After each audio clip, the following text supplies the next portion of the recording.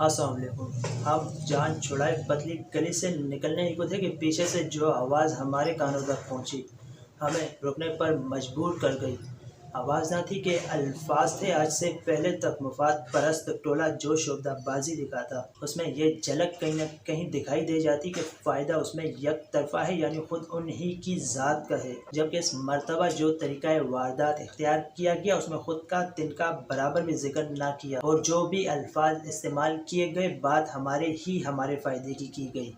फ़ायदा उठाना है ये सोचना कोई गलत अमल नहीं, लेकिन अपना उठाना है, खुद तक ही महदूद रहना है। जिस किसी के साथ काम की शुरुआत की, चलना और फिर साथ चलते ही चले जाना, दो अलग थलग लोगों लेकिन साथ चलते हुए बाहम यकजा दिखाई देते हों, एक खूबसूरत इत्तेहाद कायम हो, जिस किसी की भी नज़र पड़े तो वह ये बोल उठे कि दिखाई दिए जाने वाले यकीन की दौलत से माला माल है, जबकि दूसरी तरफ अंदर ही अंदर तामीर की जा रही दुनिया एक मुफाद परस्त की, जो महज अपने फ़ायदे का तकाजा करती है।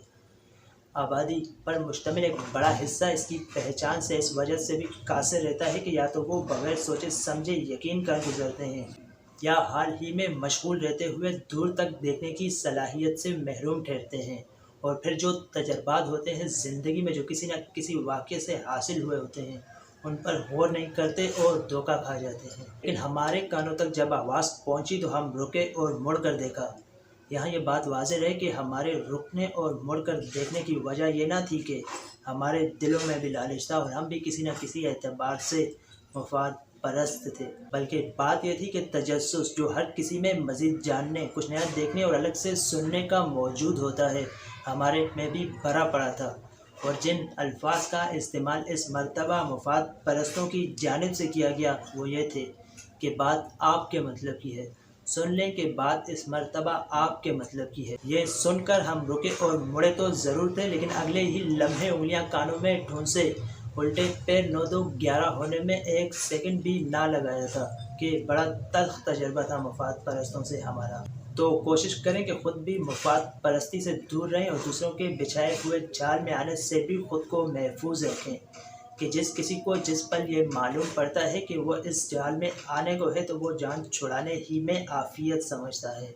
फिर आज के इस ज़माने में आपने कहीं ना कहीं ये देख और सुन रखा होगा कि जिसने जो फैसला किया, जितना कदम उठाया और जहाँ तक साथ दिया और जो जो हमारे हक में किया, महज अपने ही मफादात को सामने रखते हुए किया। लेकिन सवाल तो ये बनता है कि आखिर कब तक मुफाद परस्तों ही का गलबा रहेगा। आखिर कभी ना कभी तो यकीन बराबरी पर रखने वाले और कुर्बानियाँ दे जाने वाले भी गालिब आकर रहेंगे। इन मफाद परस्तों की दुनिया बड़ी तंग हुआ करती है। इन मफाद परस्तों की दुनिया बड़ी तंग हुआ करती है। हर गली महल्ले और इलाके में जंग हुआ करती है। जो मजबूत हिसार में रहते हुए पसपा हो जाते हैं, उनके हम राजों की वफादारी मुफाद परस्तों के संग हुआ करती है। हर कदम पर ज़िंदगी तजस्सुस में मुब्तला हुए जाती है कि दुनिया निगाहों के वास्ते रौनक के रंग हुआ करती है। आते नहीं जो पुरकशिश दिखावे के बिछाए हुए जाल में, तो ऐसों पर जो असर करे वो भंग हुआ करती है। होती मतलब परस्ती नहीं जाने अनजाने में किसी